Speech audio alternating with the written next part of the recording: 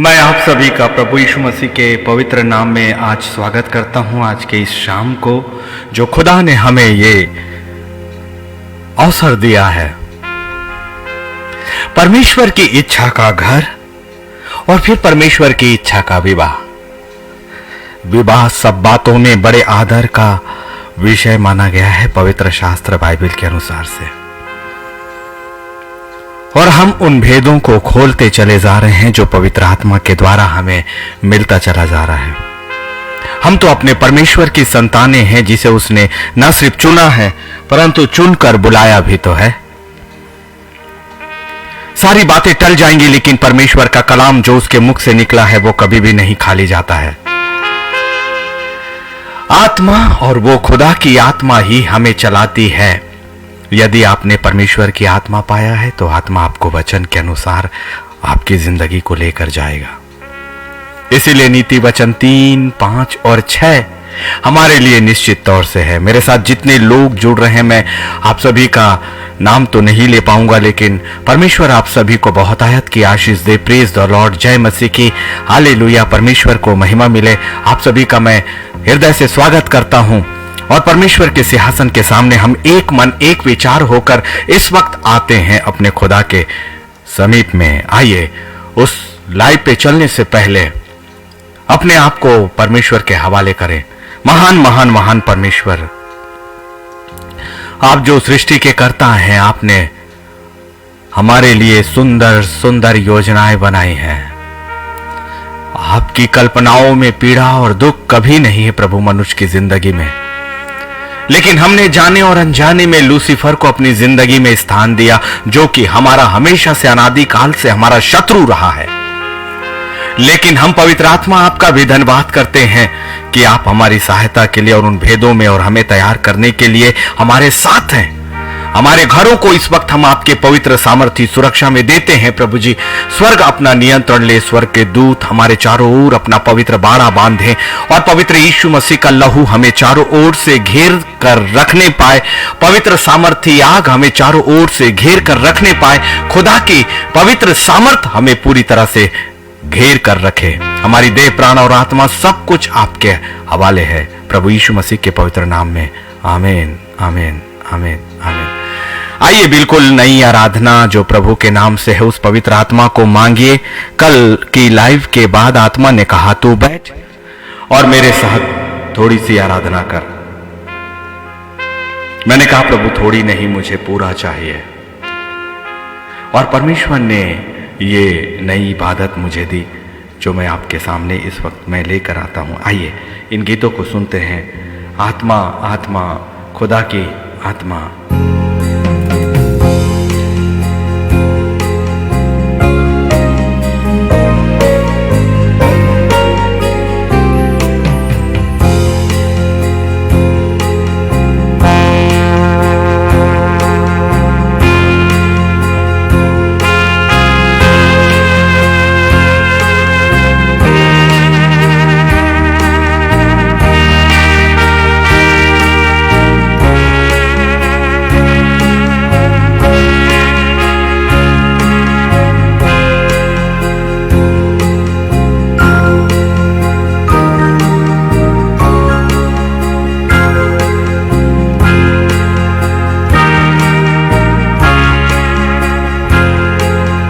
आत्मा,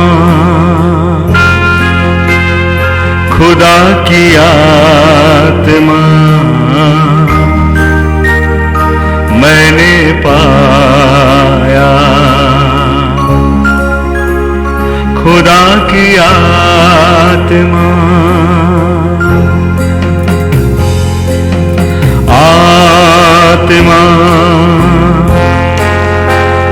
खुदा की आत्मा मैंने पाया। खुदा की आत्मा मुझको अपना रूप दिया है, मुझको अपना अधिकार दिया, मुझको अपना दिया है मुझको अपना अधिकार दिया आत्मा खुदा की आत्मा मैंने पाया खुदा की आत्मा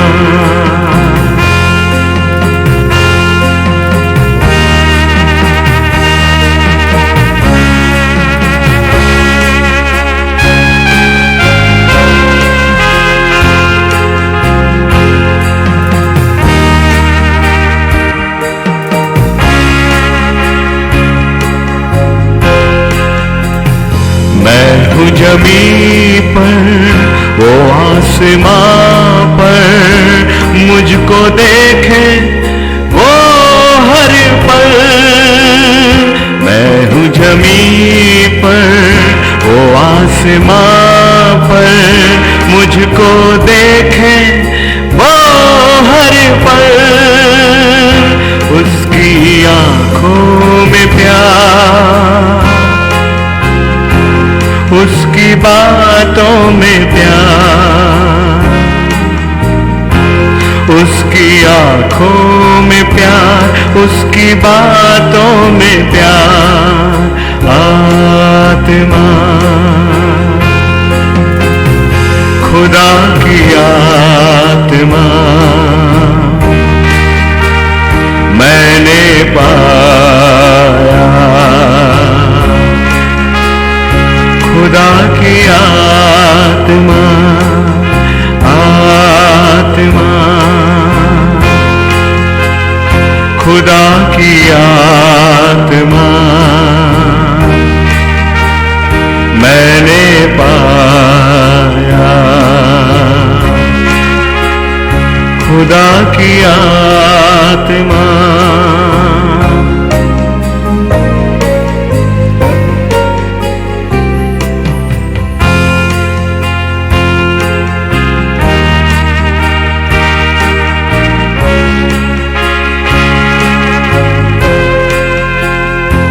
मुझको थामे उसकी बाहें वो ही मेरा है इस स्थान मुझको थामे उसकी बाहें वो ही मेरा है इस स्थान उसकी सामर्थ बड़ी उसकी चाहत बड़ी उसकी सामर्थ बड़ी उसकी सामर्थ बड़ी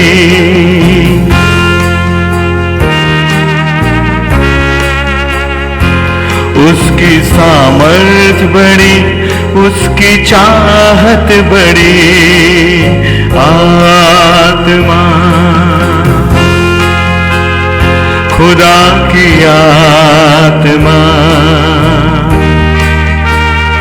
मैंने पाया खुदा की आत्मा आत्मा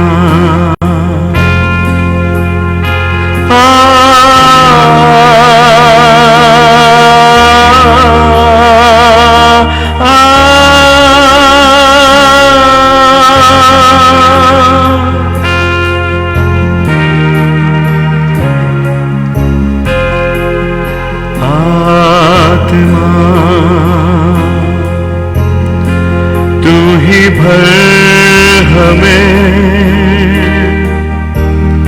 तेरी चाहते ताकते हमें उड़ेल दे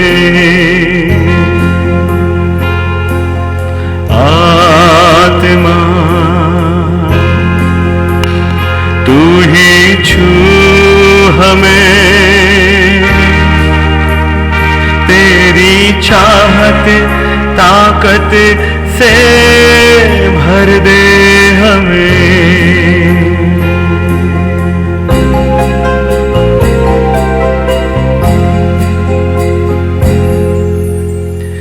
मैं उस खुदा का धन्यवाद करता हूं कि उसकी सामर्थ आपके और मेरे लिए निश्चित तौर से है। जब ये प्रार्थनाएं हम कर रहे थे प्रभु की आज्ञा से, तो एक बड़ी सामर्थ आपकी जिंदगी में निश्चित है कि उतरती है।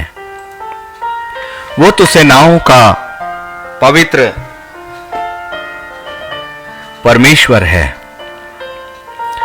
और उसकी आज्ञा हमारी जिंदगी का आधार है। नीति वचन 3 और 5 बड़ी समझदारी का वचन, जब खुदा कहता है कि तू अपनी समझ का सहारा मत लेना, परंतु संपूर्ण मन से परमेश्वर यहोवा पर भरोसा रखना। हम तो उस भरोसे के योग्य परमेश्वर पर ही तो विश्वास करते हैं। एक सबसे सुंदर सृष्टि और उस सृष्टि पर सुंदर अधिकार सिर्फ मनुष्य को मिला था, और उस मनुष्यों के बीच में भी परमेश्वर ने एक परिवार की कल्पना करी। इससे पहले भी मैंने विवाह पर कहा है, लेकिन परमेश्वर की आत्मा ने आज मुझे परमेश्वर की इच्छा का घर और उसके बाद परमेश्वर की इच्छा का विवाह बताया। क्योंकि जब यदि घर बने वो ईंट और पत्थरों का तो जरूर होता है, लेकिन जब तक कि उसमें परमेश्वर की इच्छा का विवाह अर्थात परमेश्वर की इच्छा का संबंध अर्थात परमेश्वर की इच्छा से पति और पत्नी और परमेश्वर के द्वारा नर और नारी जब परमेश्वर की इच्छा से जुड़कर उस परिवार को बनाते हैं, उस घर को बसाते हैं, और उस घर पर बसना परमेश्वर के साथ ही होना चाहिए। जिस घर पर परमेश्वर यहोवा की उपस्थिति नहीं, वो घर तो बिखरेगा, टूटेगा ही, क्योंकि वहां पर लूसीफर की उपस्थिति होगी। क्योंकि खाली इस संसार में सच में कुछ भी नहीं है। सबसे पहली कल्पना जो परमेश्वर के विचारों में आई एक मनुष्य को लेकर, वो यही थी जो उसने उत्पत्ति 2 और 18 में कहा था। फिर यहोवा परमेश्वर ने कहा, आदम का अकेला रहना अच्छा नहीं है, मैं उसके लिए एक ऐसा सहायक बनाऊंगा जो उससे मेल खाए। परमेश्वर के लोगों, हम सभी एक वैवाहिक जिंदगी में आते हैं, और वैवाहिक जिंदगी में आने के बाद जब हम दूसरी जनरेशन के लिए, हमारे बच्चों के लिए भी हम उन वैवाहिक संबंधों को सोचते हैं, तो हम हमेशा मनुष्यों के बीच अपना आसरा रखते हैं, मनुष्यों के बीच अपनी आवश्यकताओं को रखते हैं, मनुष्यों के बीच अपने लिए एक साथी को खोजते हैं, मनुष्यों के बीच अपनी संतानों के लिए योग्य जोड़े को खोजते हैं। लेकिन उत्पत्ति की अध्याय में उसका 2 और 18 में परमेश्वर के विचार आपके सामने रखा जाता है पवित्र आत्मा के द्वारा। मनुष्य और मनुष्य की समझ सच में कुछ नहीं है। यदि हम अपनी जिंदगी के हर बातों को अपने परमेश्वर के सामने रखें, निश्चित है कि वो परमेश्वर की इच्छा का घर के बाद परमेश्वर की इच्छा का एक विवाह भी होगा, और वो विवाह एक ऐसी सामर्थ को लेकर आने वाला है। एक विवाह का संबंध सिर्फ नर और नारी का आपस में जुड़ना नहीं है। एक विवाह का संबंध केवल नर और नारी का पति और पत्नी में परिवर्तित हो जाना नहीं है। एक विवाह का संबंध केवल एक परिवार की स्थापना नहीं है। एक विवाह का संबंध केवल एक समाज की आवश्यकता नहीं है। एक विवाह का संबंध केवल मनुष्य की आवश्यकता नहीं है, परंतु एक विवाह परमेश्वर की आवश्यकता है, परमेश्वर की आवश्यकता है। और यह आवश्यकता का भेद बड़ा गहरा है। इस बात को आप समझिए कि यह भेद है 2 लोगों को एक करने का और उनकी ताकत को बढ़ाने का।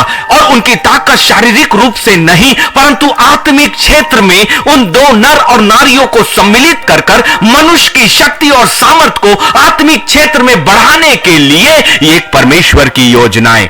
आपने अपनी जिंदगी में विवाह को केवल और केवल एक परिवार की स्थापना, एक सामाजिक व्यवस्था और एक जरूरत आपने समझ कर रखा, लेकिन खुदावन के कलाम के अनुसार यह पवित्र और सामर्थी परमेश्वर की योजनाएं थी, और उसकी योजनाएं हमारे लिए कभी भी हानि की नहीं हो सकती।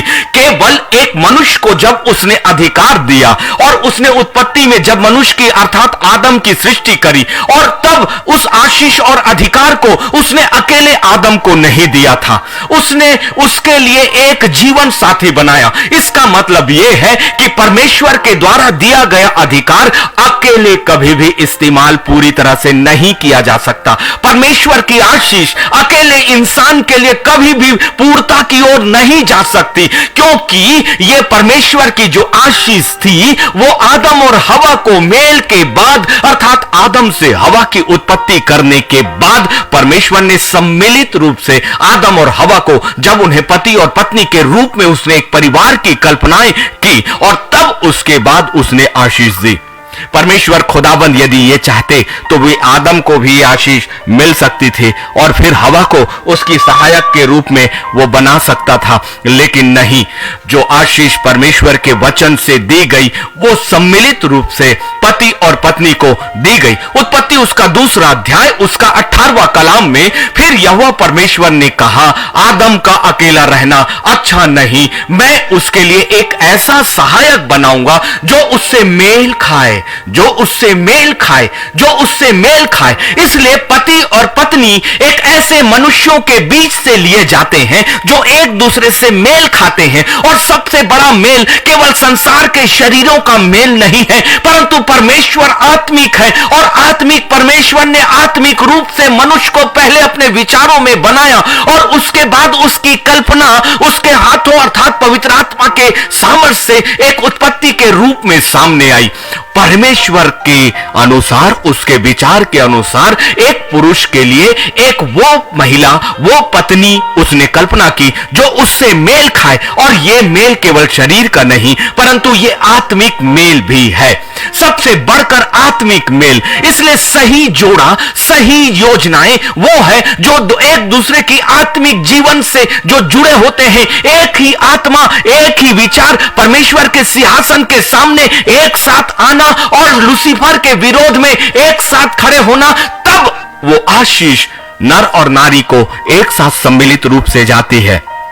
हम में से बहुत की जिंदगी में आशीषें इसलिए नहीं आ पा रही, परिवार के बीच में जोड़ इसलिए नहीं आ पा रहा, बच्चों के लिए वो आशीष इसलिए नहीं आ पा रही कि हमने अपनी समझ का सहारा लिया और हमने पवित्र आत्मा को कभी भी अपने फैसलों में आगे आने नहीं दिया। इसलिए क्यों नहीं एक मेल के लिए हम परमेश्वर की उस योजनाओं को मांगे जो उसने हमारी जिंदगी के साथ किया है। इसलिए परमेश्वर को यह उचित नहीं लगा कि आदम अकेला रहे और उसने उसे एक सहायक दिया। इसका मतलब पत्नी अपने पति की सहायक है हर क्षेत्र में, इस संसार के क्षेत्र में भी और आत्मिक क्षेत्र में भी, इस संसार के क्षेत्र में भी और आत्मिक क्षेत्र में भी। और खुदा के लोगों, हम तो मेल हैं इस पृथ्वी के भी और आत्मिक साम्राज्य के भी, लेकिन एक सच्चाई यही है कि सातों तुरियां जब फूकी जाएंगी और न्याय का दिन आएगा, तब ये पुराना आकाश और ये पुरानी पृथ्वी नहीं रहेगी और अधोलोक के साथ ये सब अनंत काल की झील में डाले जाएंगे। और तब सिर्फ आत्माओं का परमेश्वर आत्माओं को स्वर्गीय स्थानों में चाहेगा, लेकिन उस स्थान पर जाने के लिए आपको एक सहायक की जरूरत है, एक आत्मिक सहायक की जरूरत है।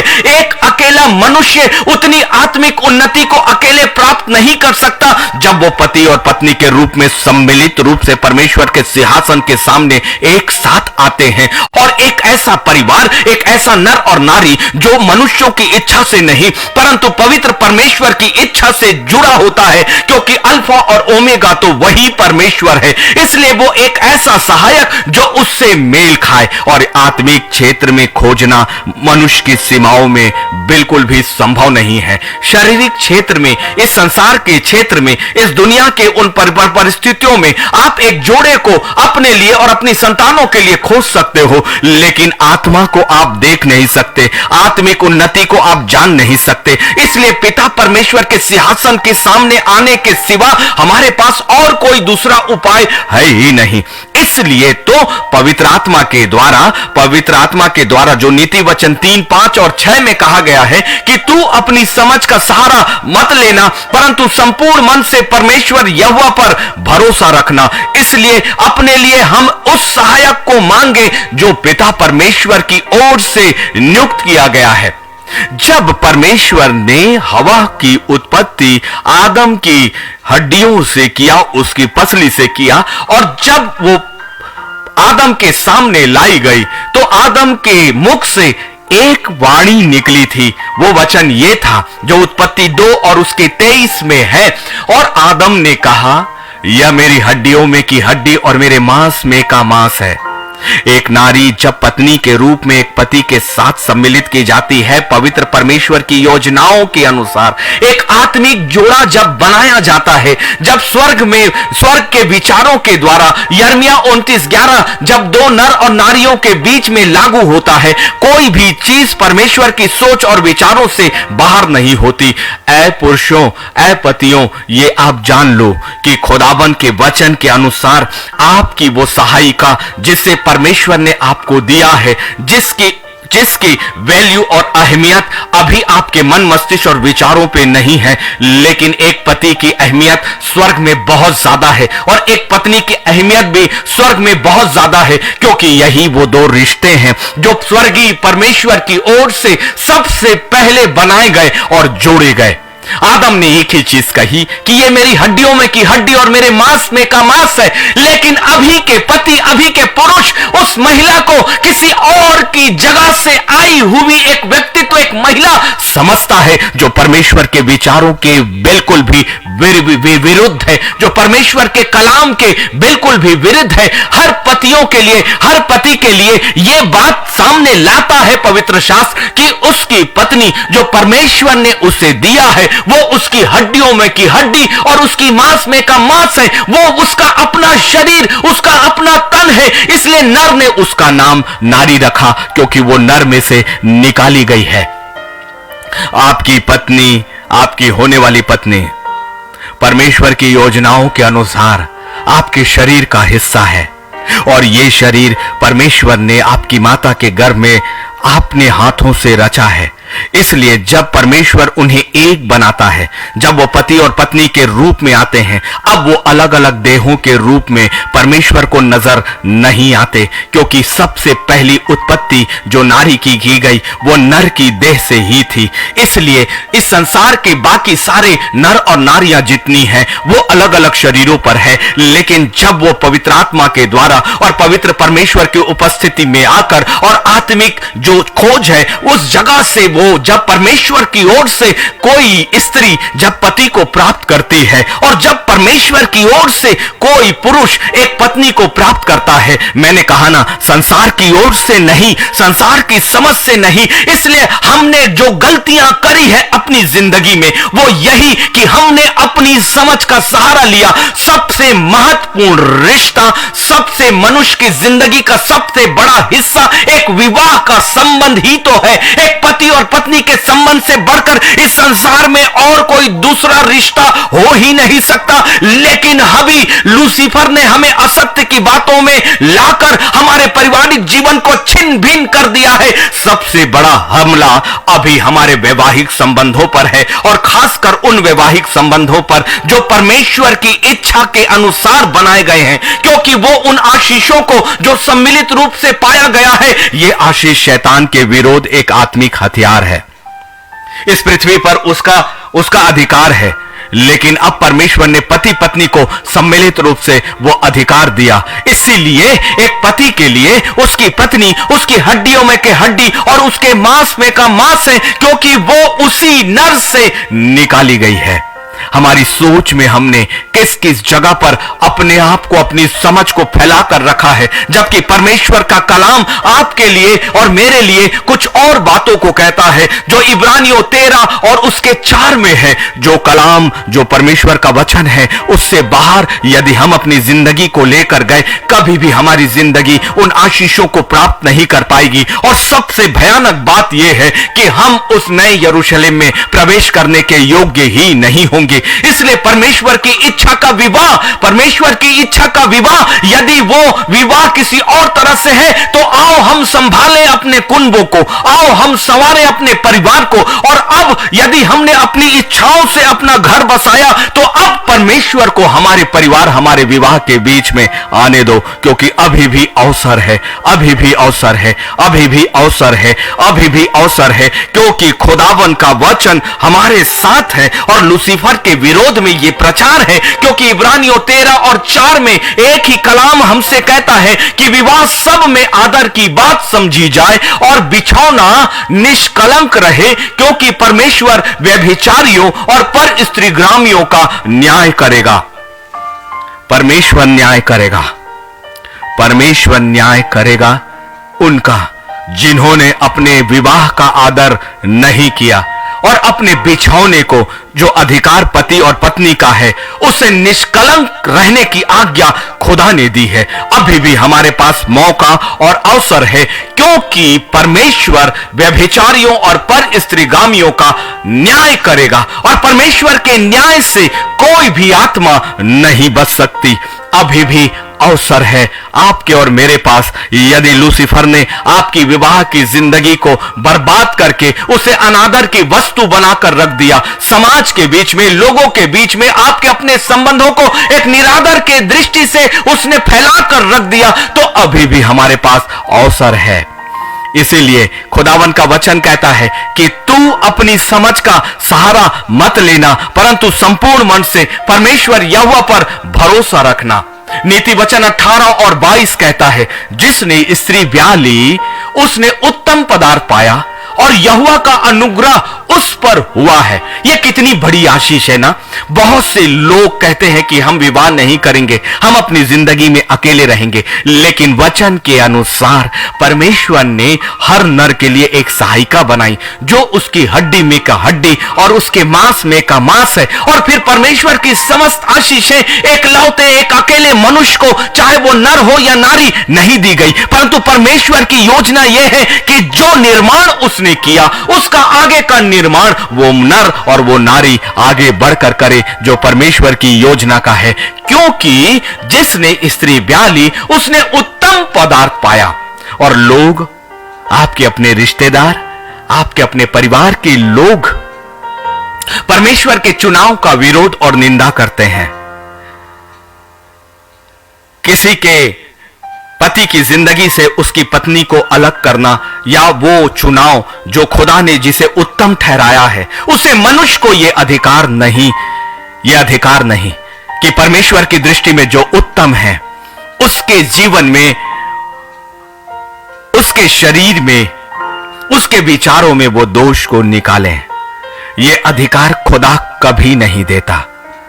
इसलिए क्योंकि नीति वचन में 18 और उसके 22 में खुदा का कलाम एक स्त्री को, एक जो पत्नी के रूप में एक नर की जिंदगी में आई है, उसे उत्तम घोषित किया है। और जिसे परमेश्वर घोषित करे उसे मनुष्य को अधिकार नहीं। और दूसरी बात यह है, और यहोवा का अनुग्रह उस पर हुआ है। एक विवाह पवित्र और पवित्र संबंध है, और एक विवाह आत्मिक क्षेत्र में किसी योजना के अंतर्गत बनाया गया है। इस संसार में नर और नारी केवल शारीरिक जरूरतों के लिए नहीं, बच्चों की उत्पत्ति के लिए, एक समाज की व्यवस्था के लिए नहीं है, लेकिन जितने चुने हुए और बुलाए हुए हैं, जो परमेश्वर की निज प्रजा और निज संतान है, उनके लिए विवाह, एक नर और नारी का जोड़ा जाना पवित्र परमेश्वर की अद्भुत योजनाओं और उसकी आशीष और उसके अनुग्रह को पाने का एक जरिया और एक रास्ता है। कौन इस रास्ते से अपने आप को बाहर रखता है? क्योंकि खुदावन का वचन सच में, नीति वचन उसके 18 और 22 में कहता है, यहोवा का अनुग्रह उस पर हुआ है। और खुदावन का अनुग्रह आपकी और मेरी जिंदगी के लिए बहुत है, बहुत है, बहुत है। इसीलिए हमने अपने विचारों को अपने मन, मस्तिष्क और विचारों में डाल दिया। संसार के मनुष्यों के लिए ऐसे बहुत से प्रार्थना निवेदन, ऐसी बहुत सी समस्याएं मेरे सामने आती हैं। जब किसी जीवन साथी को चाहते हैं, किसी व्यक्ति को वो चाहते हैं, और वो किसी भी वजह से उनकी जिंदगी में जब नहीं आता, वो परमेश्वर की संपूर्ण सृष्टि को, परमेश्वर की संपूर्ण योजना को धिक्कारते हैं, सिर्फ एक मनुष्य के लिए, सिर्फ एक शारीरिक जरूरतों के लिए, सिर्फ अपनी लालसाओं और अपनी अभिलाषाओं के पूरा ना होने के लिए। क्या मेरा पवित्र परमेश्वर का सिंहासन इतना नीचा कर दिया हमने? कितना इतना नीचा कर दिया। अपने विचारों में ही हमने परमेश्वर की महान कल्पना को हमने विनाश किया, सिर्फ इसलिए कि जिसे हमने अपनी जिंदगी में चाहा वो हमारी जिंदगी में नहीं है। इसलिए हम घोषित करते हैं कि अब मैं अपनी जिंदगी में अकेले ही रहूंगा, बिना खुदा से पूछे, बिना खुदा से जाने। शैतान और लूसीफर से सावधान रहिए, शैतान और लूसीफर से सावधान रहिए। कितनी चालाकी से वो पति और पत्नी, नर और नारी को एक पति और पत्नी के रिश्ते में आने से रोकता है, और उसे सबसे ज्यादा चिंता उन आत्माओं की होती है जो आत्मिक रूप से परमेश्वर के द्वारा आग के साथ उतारे गए हैं। उनका पति और पत्नी का जीवन, उनका पति और पत्नी का संबंध केवल एक परिवार के निर्माण के लिए, एक सुरक्षा के लिए नहीं होता, परंतु परमेश्वर की अद्भुत योजनाओं को इस पृथ्वी पर फैलाने और लूसीफर की हर एक योजनाओं के विरोध में भी परमेश्वर किसी जोड़े का निर्माण करता है। और जिसे परमेश्वर बनाए उसे कौन बिगाड़ेगा, जिसे परमेश्वर उत्पन्न करे उसे कौन नाश करेगा। लूसीफर से सावधान रहे, वो बहुत चालाक है। उसने आपकी जिंदगी में ना जाने कितनी तरह की असत्य बातों को डालकर रखा ताकि आप परमेश्वर की योजनाओं और उसके अनुग्रह से बाहर हो जाओ। कितनी ऐसी आत्माएं हैं जो बिना परमेश्वर की योजनाओं को जाने, जिन्होंने एक अद्भुत कल्पना जो यिर्मयाह 29:11 उनकी जिंदगी में था, उससे अपनी जिंदगी को खुद बाहर कर दिया, जाने और अनजाने में। इसलिए सतर्क रहें। पवित्र आत्मा है ना जो आपसे बातें करेगा, क्यों नहीं करेगा? जब वो मुझसे करता है तो आपसे भी बातें करेगा। अपने परमेश्वर से अपने आप को जोड़ते क्यों नहीं? उसकी आवाज तो आपको खुद सुनाई देगी, उसकी बातें आपको खुद सुनाई देगी, और परमेश्वर आपकी प्रार्थनाओं के रूप में आपके लिए उन भविष्य को बनाने के लिए और उन भविष्य की योजनाओं को लाने के लिए तैयार है। बढ़ो आगे, बढ़ो आगे। केवल वैसे ही जो विचार अब्राहम के थे, जो विचार इसहाक के थे, जो विचार दाऊद के थे, जो विचार यूसुफ के थे, इन कैरेक्टर्स को मैं हर बार इसलिए आपके सामने लाता हूं कि इनके विश्वास और इनके अंधेपन को मैं सैल्यूट करता हूं। आत्मिक बातें इस शरीर की बातों से दिखाई कहां देंगे, इन आंखों से दिखाई कहां देंगे।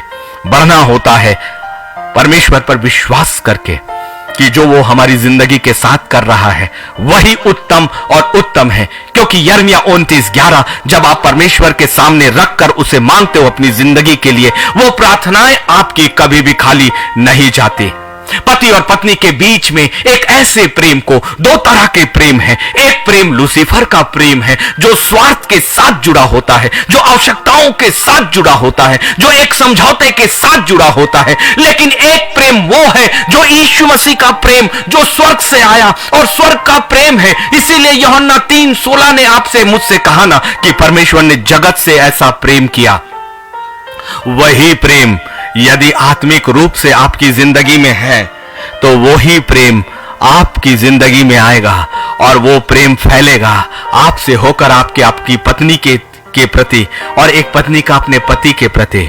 क्योंकि जो रूहानी प्रेम है वो स्वर्गीय प्रेम है। हमने इसे बदल कर रख दिया है। इस संसार के प्रेम जो कि प्रेम ही नहीं, वो संसार का नहीं, प्रेम जो है एक नरक का एक बड़ा हथियार है जो परमेश्वर के प्रेम के विरोध में काम करता है। एक बार मैं फिर से आपके सामने उन भेदों को रखना चाहूंगा। दो तरह के प्रेम है, एक स्वर्गीय प्रेम जो परमेश्वर का प्रेम है और एक लूसीफर का प्रेम जो लूसीफर का प्रेम छलावा और छलावे के सिवा कुछ भी नहीं। प्रारंभ में वो बातें बड़ी मनभावनी लगेंगी लेकिन अंत में उसका परिणाम अनंत काल की झील ही है। इसलिए स्वर्गीय प्रेम को पति और पत्नी अपनी जिंदगी में मांग कर चलें और कहे, प्रभु ये स्वर्गीय प्रेम हमारे परिवार के बीच में इसी वक्त तू दे देना। यदि वो नहीं तो हटाओ लूसीफर को अपने परिवार से, हटाओ अपने परिवार के संबंधों से, हटाओ उसे विवाह के उन संबंधों से, क्योंकि वो ना दिखाई देने वाला एक ऐसा शत्रु है जिसका कार्य आपकी जिंदगी के पीछे बड़ी चालाकियों के साथ होता है। बहुत से मनुष्य उसके दूत के रूप में आपकी अपनी व्यक्तिगत जिंदगी के अंदर प्रवेश करेंगे, आपके वैवाहिक जिंदगी के अंदर प्रवेश करेंगे, उनके पैर आपके परिवार को तहस नहस, आपकी पारिवारिक जिंदगी को तहस नहस, आपकी वैवाहिक जिंदगी को तहस नहस करने के उद्देश्य से है, क्योंकि वो उस आशीष को फिर से एक बार छीनना चाहता है जो पति और पत्नी को परमेश्वर ने दी। वो उस अधिकार को एक बार फिर से छीनना चाहता है जो पति और पत्नी को खुदावन की ओर से मिला है। इसीलिए पवित्र पवित्र पवित्र स्वर्गीय प्रेम को अपने परिवार और अपने विवाह के बीच में बहने दो, बहने दो और बहने दो। प्रार्थनाएं तो कभी भी खाली नहीं जाती, प्रार्थनाएं कभी भी खाली नहीं जाती। पहला कुरिन्थियों उसका 13 और उसका 4 कहता है, प्रेम धीरजवंत है और कृपालु है, और प्रेम डा नहीं करता, प्रेम अपनी बड़ाई नहीं करता और फूलता नहीं। जब पति और पत्नी के बीच में यही स्वर्गीय प्रेम जो धीरज का है, कभी भी लूसीफर आपके पारिवारिक और वैवाहिक जिंदगी और आपके परिवार के बीच में कभी भी नहीं आ सकता, क्योंकि इसी प्रेम से तो वो डरता है, हमेशा से डरता आया है। इसी प्रेम के कारण, उसी प्रेम ने यीशु मसीह को आपके और मेरे लिए इस संसार में लाया, जिसने उसके फन को हमेशा के लिए कुचला है। इसलिए स्वर्गीय प्रेम को मांगो, इस संसार के प्रेम को नहीं। परंतु पहला कुरिन्थियों 13 और उसका 4 कहता है, प्रेम धीरजवंत और कृपालु है, प्रेम डा नहीं करता, प्रेम अपनी बड़ाई नहीं करता और प्रेम फूलता नहीं। ये स्वर्गीय बातें हैं। पति और पत्नी के बीच में जब स्वर्गीय प्रेम है तो वहां धीरज होगा, वहां एक दूसरे को सहना वो कृपा होगी, एक दूसरे के प्रति डाह और षड्यंत्र नहीं होगा। लोग अपने पति और पत्नी के सामने अपने आप की बड़ाई, अपने ज्ञान की बड़ाई, अपने पैसों की बड़ाई, अपने रुतबे की बड़ाई दोनों नहीं करेंगे, और ये फूलता भी नहीं। ये घमंड की बातें पति और पत्नी के बीच में कहां है, क्योंकि ये तो दोनों परमेश्वर के द्वारा एक माने गए हैं, और हमने अपनी कल्पनाओं में उसे एक अलग व्यक्तित्व बनाकर उसे अपनी जिंदगी से एक अलग स्थान दिया है। जबकि परमेश्वर की आज्ञा के अनुसार एक पति के लिए पत्नी उसकी अपनी देह है, उसकी अपनी हड्डी में की हड्डी और मांस में का मांस, और एक पति एक पत्नी के लिए उसका सर है, सर की शोभा पत्नी की शोभा। और खुदावन के अनुसार एक पुरुष का शरीर उसकी पत्नी, जिसे उसने कहा कि अपनी पत्नी से अपने समान प्रेम रखो। हमने संसार की कल्पनाओं, संसार के रिश्तों को सबसे बड़ा महत्व दिया, जबकि खुदाबंद का कलाम पति और पत्नी को सबसे बड़े रिश्ते में मानता और जोड़ता है। हमने इसके बीच में, मैं ये कभी नहीं कहता कि परिवार के माता पिता भाई बहनों का स्थान आपकी जिंदगी में नहीं है, लेकिन जितनों ने पवित्र परमेश्वर की योजनाओं के उलट जाकर अपने घर, अपने माता पिता, अपने भाई बहनों, अपने दोस्तों और अपने मित्रों का सलाह लिया है, उन्होंने नीति वचन 3, 5 और 6 का विरोध किया। जबकि वो पवित्र आत्मा आपके बीच में बहुतायत के साथ था। जब वो परिस्थितियां लूसीफर आपके बीच में थी, आपने उस पवित्र आत्मा को ना देखकर मनुष्यों की ओर देखा और अपने आप को लड़ाई और अधीरज और कृपाल के पीछे इस पहला कुरिन्थियों उसके 13 और 4 के विरोध में काम किया, और उसका परिणाम वही होगा कि बड़ी चालाकी से जैसे हवा घेरी गई और हवा के बाद वो आदम घेरा गया, और फिर परमेश्वर की एक सुंदर कल्पनाएं हमेशा के लिए नाश की गई। लेकिन धन्यवाद और धन्यवाद और धन्यवाद कि एक बार फिर लूसीफर के विरोध में एक बड़ा प्रचार हम करेंगे, जिसने विवाह की जिंदगी को तहस नहस करके रखा है। यदि आपके बीच में खुदाबंद का प्रेम है, वो विवाह के संबंधों में, नर और नारी के बीच में, पति और पत्नी के बीच में धीरज की आत्मा आएगी, धीरज की आत्मा आएगी, और वो कृपालु प्रेम जो डाह नहीं करता, जो अपनी बड़ाई नहीं करता, वो आपके बीच में कार्य करेगा। परमेश्वर को कार्य करने दीजिए, अपनी जिंदगी में कार्य करने दीजिए, उसकी उपस्थिति को अपने जिंदगी में ले लीजिए, क्योंकि प्रेम अपनी बड़ाई कभी भी नहीं करता है। परमेश्वर का कलाम हम आपके सामने रखते जाते हैं, और फिर वो यही बातें जो खुदावन के वचन के अनुसार है, पहला कुरिन्थियों उसका 13 और उसका 5 कहता है, वो अनरीति नहीं चलता, वो अपनी भलाई नहीं चाहता, झुंझलाता नहीं, वो बुरा नहीं मानता। खुदा के लोगों, आइए ना उसके कलाम के बीच में आ जाइए, परमेश्वर की उपस्थिति में अपने आप को लेकर आ जाइए। पहला कुरिन्थियों उसका 13वां अध्याय, उसका 4, 5वां और 6वां आपकी जिंदगी को, आपकी पारिवारिक जिंदगी को काफी हद तक ऊपर लेकर आने वाला है।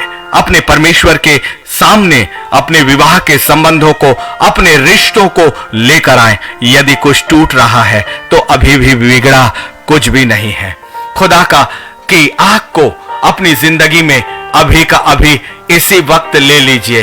वो परमेश्वर की अद्भुत योजनाएं आपकी जिंदगी के लिए अभी भी काफी हद तक हमारी जिंदगी के साथ है। इसलिए उस खुदा की बड़ाई और उसकी रहनुमाई आपके और मेरी जिंदगी के साथ है। अभी भी अवसर है हमारी जिंदगी के लिए, क्योंकि पहला कुरिन्थियों उसका 13 और 5 में परमेश्वर का कलाम कहता है, वो अनरीति नहीं चलता, वो अपनी भलाई नहीं चाहता, वो झुंझलाता नहीं, वो बुरा नहीं मानता, कुछ भी तो नहीं। तो फिर किस बात का?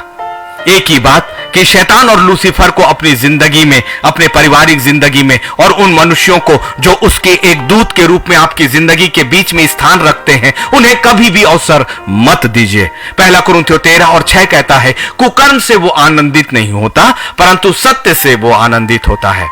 और कुकर्म कहां की चीजें हैं? कुकर्म कहां की चीजें हैं?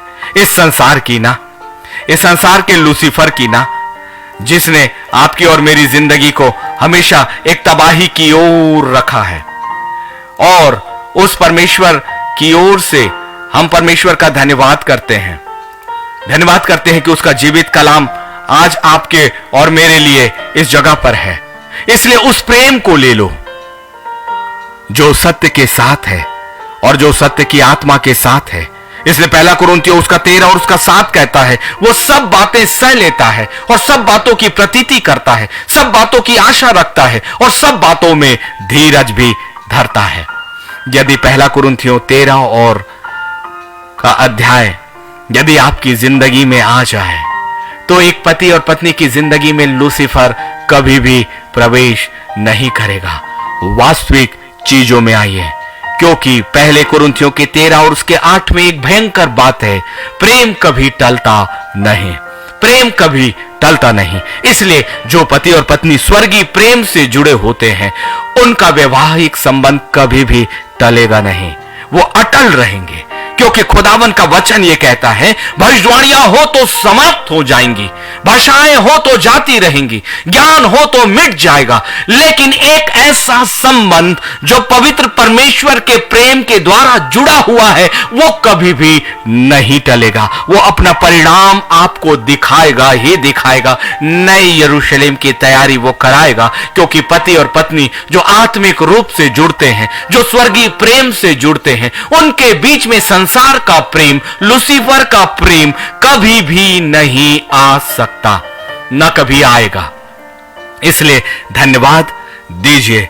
और अभी भी आपके पास अवसर है, अभी भी अपने मन को मनुष्यों के विचारों पर नहीं, पवित्र आत्मा की ओर से फेरे। यदि आप में से कोई ऐसी पत्नी और पति है जो अपने पति और पत्नी से अभी भी अलग हुआ है, तो वो मनुष्यों और अपने परिवार और अपने मित्रों की योजनाओं में नहीं, पवित्र परमेश्वर की योजनाओं को मांगो। अपने घुटनों को अपने पवित्र परमेश्वर के सामने लाओ, क्योंकि आने वाला भविष्य कोई मनुष्य नहीं देख सकता। इसलिए जो मनुष्य भविष्य को नहीं देख सकता, जो मनुष्य भविष्य को नहीं जान सकता, ऐसा कोई मनुष्य जो अपनी जिंदगी की सांसों को खुद नहीं जान सकता, वो दूसरे का आसरा और दूसरे का सहारा कैसे बनेगा?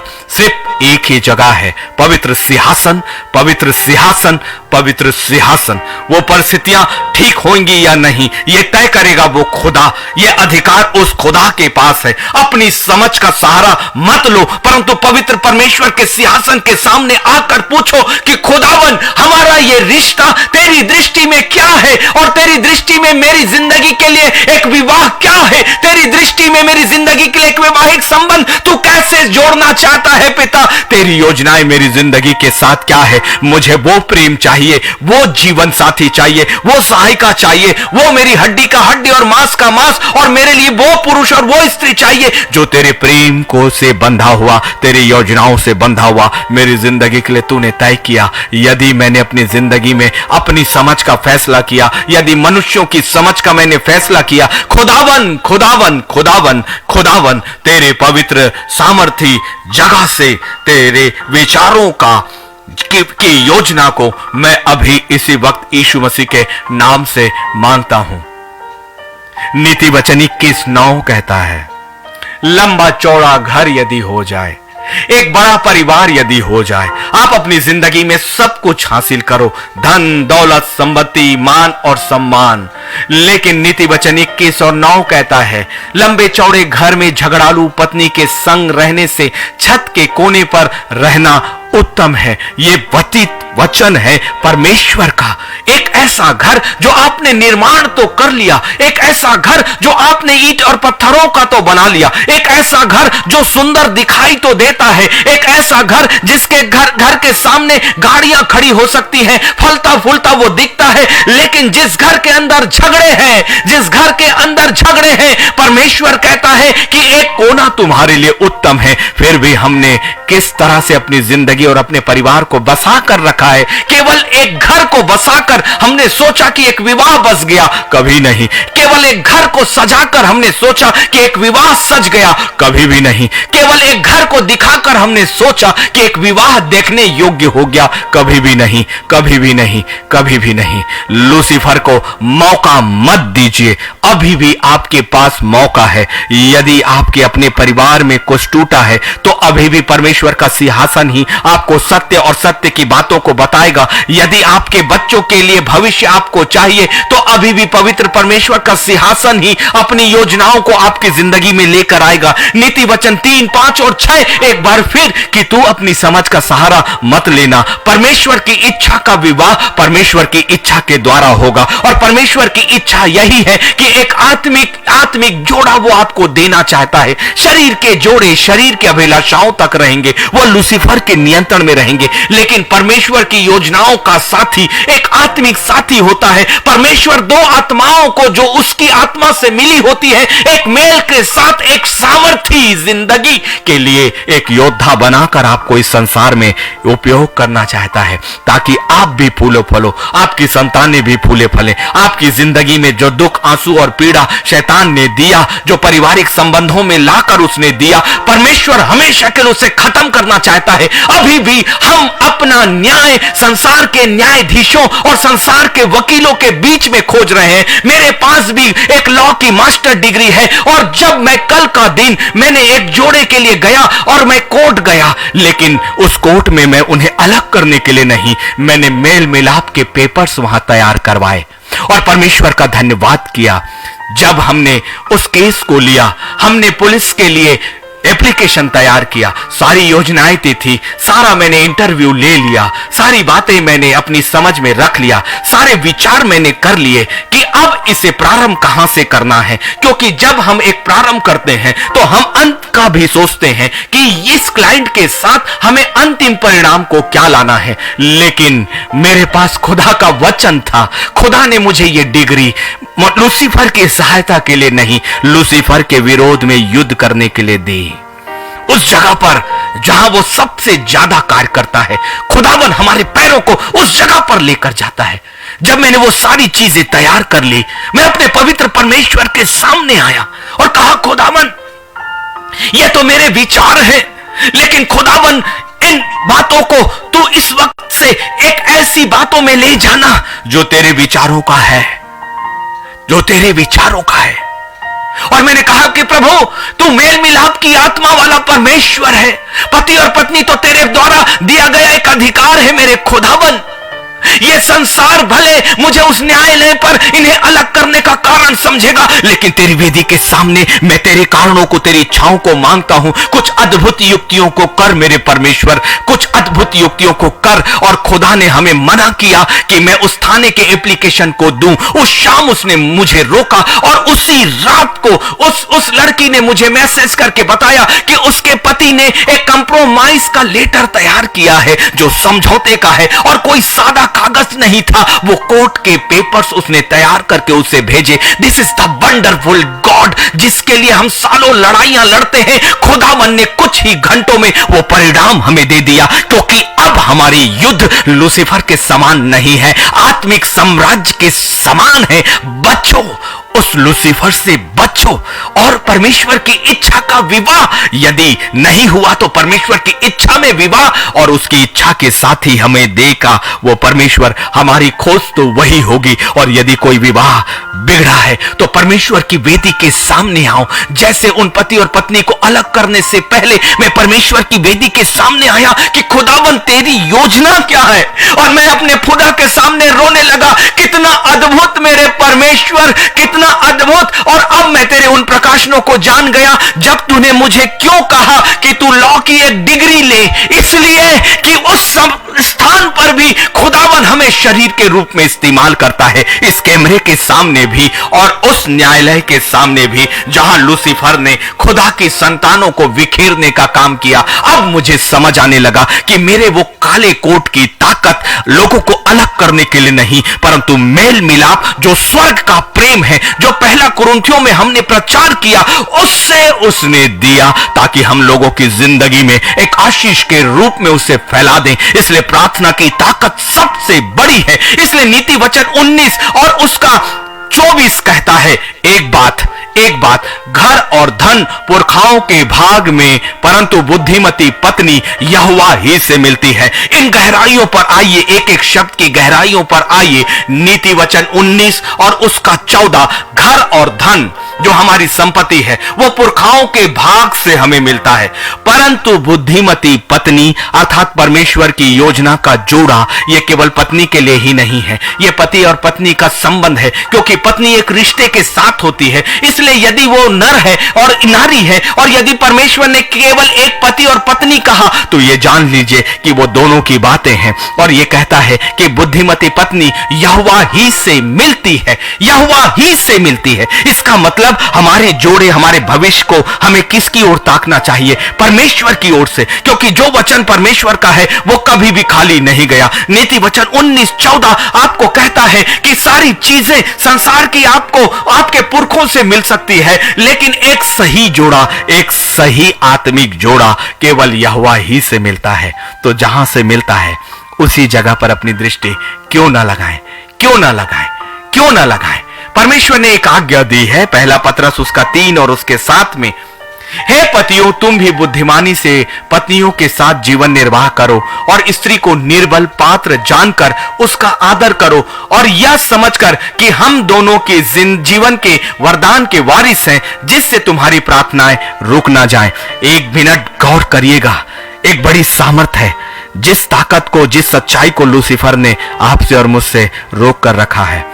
वो कहता है, हे पति तुम अपनी बुद्धिमानी से पत्नियों के साथ जीवन निर्वाह करो और स्त्री को निर्बल पात्र जानकर उसका आदर करो, यह समझकर कि हम दोनों जीवन के वरदान के वारिस हैं, और यह जीवन का वरदान अनंत काल के स्वर्गीय साम्राज्य का है। और इसीलिए मैंने आपको कहा कि एक अकेला व्यक्ति स्वर्गीय साम्राज्य में प्रवेश करना कठिन है। यदि पति और पत्नी दोनों आत्मिक हथियार के साथ लूसीफर के विरोध में खड़े हो गए, तो वो दोनों वारिस ठहराए गए हैं स्वर्गीय स्थानों के, जिससे तुम्हारी प्रार्थनाएं रुक ना जाएं। पति और पत्नी की प्रार्थनाएं जो आत्मिक रूप से एक साथ आएंगे, परमेश्वर के इस कलाम के अनुसार उनकी प्रार्थनाएं कभी भी नहीं रुकेंगी, कभी भी नहीं रुकेंगी। इतनी बड़ी ताकत, इतनी बड़ी सामर्थ की जिंदगी को छोड़कर हमने संसार को, अपने रिश्तों को, अपने माता पिता, अपने भाई बहनों की कल्पनाओं को, अपने दोस्तों और अपने मित्रों की कल्पनाओं को परमेश्वर की असीम कल्पनाओं से अलग रखा। कभी पूछा नहीं अपने खुदा से कि खुदावन मेरे रिश्ते के लिए मैं तेरी ओर से देखूं जो तेरी ओर से मुझे मिलता है, क्योंकि हमारी सम्मिलित प्रार्थनाएं कभी नहीं रुकेंगी। अभी भी कुछ बिगड़ा नहीं है, अभी भी सच में बिगड़ा नहीं है। वापस आइए, वापस आइए, वापस आइए। दूसरा कुरिन्थियों 6 और 14 कहता है, अविश्वासियों के साथ असमान जुए में ना जूतो, क्योंकि धार्मिकता और अधर्म का क्या मोल जोल और ज्योति और अंधकार की क्या संगति। इससे हमने मसीहियों और गैर मसीहों में परिभाषित करके रखा है विश्वासियों और अविश्वासियों का, जबकि खुदावन के कलाम ने कभी भी गैर मसीही और मसीहों के विषय में बातें नहीं की है। उसने सिर्फ ये कहा है कि अविश्वासियों के साथ आसमान जुए में ना जूतो। हमारे धर्म, हमारी ईसाइयत में से भी ऐसा व्यक्ति हो सकता है जो अविश्वासी हो, और हमने सिर्फ उसे एक धर्म से जोड़कर रख दिया कि क्रिश्चियन और क्रिश्चियन और क्रिश्चियन हो, लेकिन क्रिश्चियनों में भी तो अविश्वासी हजारों और हजारों हैं, और इसलिए वो भी आसमान जुआ है। केवल हमने अपनी धार्मिकता अपने से डिसाइड करी, समाज के हिसाब से डिसाइड करी, जबकि विश्वासी खुदा का वचन यह कहता है जितनों ने उस पर विश्वास किया है उसने उन्हें अपनी संतान होने का अधिकार दिया है। तो कोई भी जो उस पर विश्वास करेगा वो विश्वासी ठहराया जाएगा। लेकिन हमने इस वचन को अपने हिसाब से विकृत कर दिया और यह कहा कि अविश्वासियों मतलब अन्य जातियों के साथ आसमान जुए में ना जूतो, क्योंकि धार्मिकता और अधर्म का क्या मेल।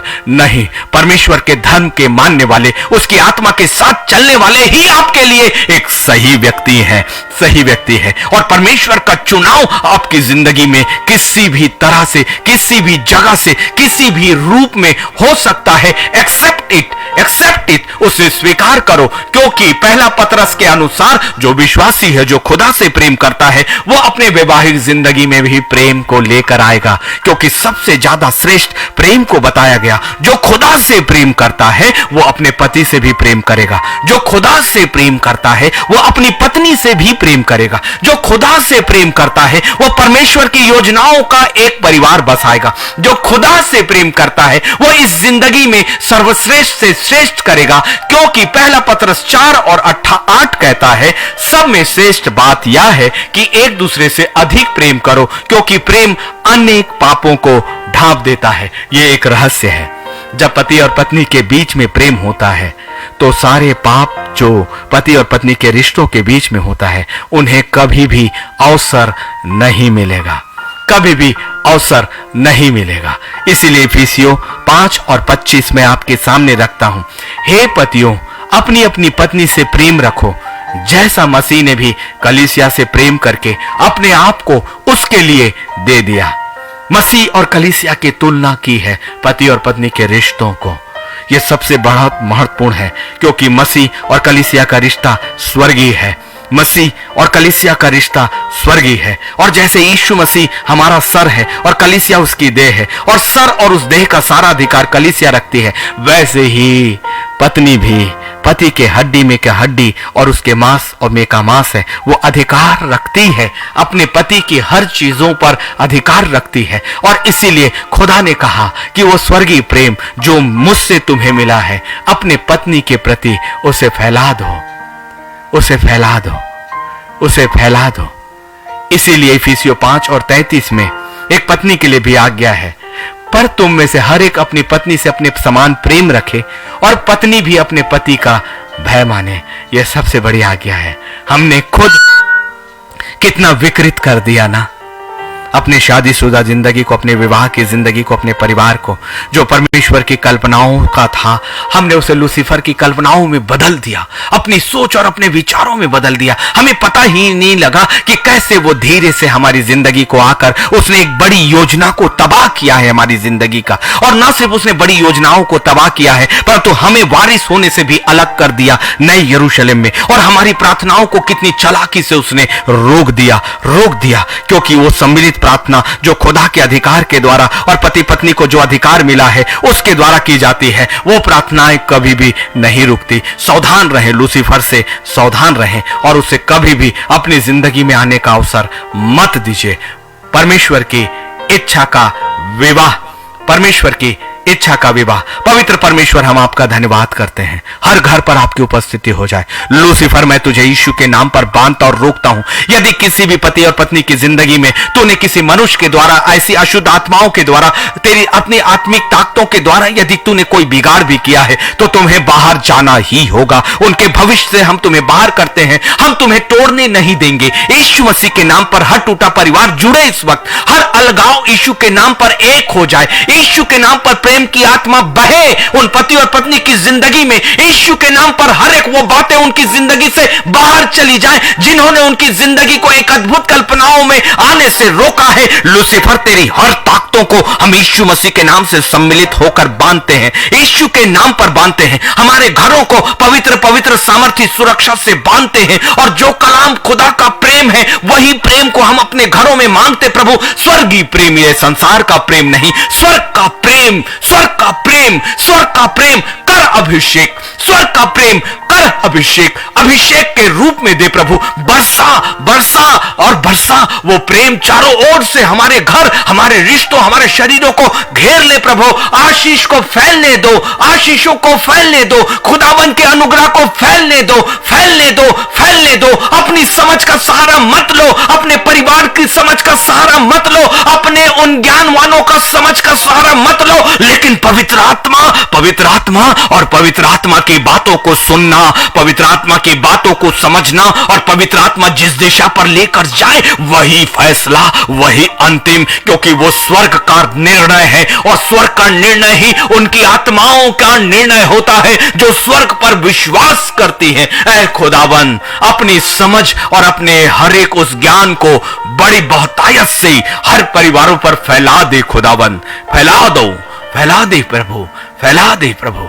यीशु मसीह के नाम पर, यीशु मसीह के नाम पर, यीशु नासरी के नाम पर, और हर घर से अशांति दूर हो जाओ, क्योंकि मेरे खुदा की शांति उन घरों पर बहुतायत से फैले फैले फैल जाए। हर एक लड़ाई और झगड़ों को करने वाली दुष्ट आत्माएं हर एक शरीरों से और विचारों से बाहर चले जाएं। बार बार एक ही विचार और दुष्टता के विचार और हर तरह की उन शत्रुता की बातें और षड्यंत्र की बातों को लाकर पति और पत्नी को अलग करने वाले दुष्ट आत्माओं, तुम बाहर चले जाओ, बाहर चले जाओ। पारिवारिक जिंदगी को तबाह लाने वाली, क्योंकि ये घर मेरे खुदा की शांति और इबादत का घर है, मेरे खुदा की वेदी का घर है। यहां इबादत होगी, यहां इबादत होगी, यहां लड़ाई और झगड़े नहीं, परमेश्वर की इबादत होगी। स्वर्गीय साम्राज्य की तैयारी होगी, फूलने और फलने की तैयारियां होंगी। यहां वेदी जलेगी, मेरे खुदा की वेदी जलेगी, इन परिवारों पर जलेगी, पति और पत्नी के अपने बिस्तरों पर जलेगी। खुदा की वेदी जलेगी और जलेगी और जलेगी। खुदावन, तेरा अभिषेक, तेरा अभिषेक, तेरा अभिषेक पूरी तरह से फैल जाए प्रभु यीशु मसीह के पवित्र नाम में। आमीन, आमीन, आमीन। मैं आप सभी का धन्यवाद करता हूं। यद्यपि काफी समय ऊपर गया है, लेकिन परमेश्वर का कलाम मैं बीच से रोक नहीं सकता। इसलिए आपको सभी को मैं धन्यवाद कहता हूं कि आपने इतना वक्त मुझे दिया है। कल का समय ठीक 9:30 बजे नई इबादत के साथ, नई आराधना के साथ और नए कलाम के साथ निश्चित तौर से हम शामिल होंगे। प्रभु का धन्यवाद हो। आपका भी बहुत बहुत धन्यवाद। प्रभु हम सबको बहुत आयत की आशीष दे। जय मसीह की।